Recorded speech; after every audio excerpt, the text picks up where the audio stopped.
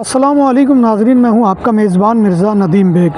नाज़रीन मोहतरम, गुआर्दिया उर्बाना ने बार्सिलोना में एक चोरों के गिरोह में से 3 अफराद को गिरफ़्तार किया है, जिन्होंने इतवार के रोज़ एक सयाह के हाथों से 3.5 लाख यूरो की घड़ी छीन ली थी और वो घड़ी छीनकर फ़रार हो गए थे।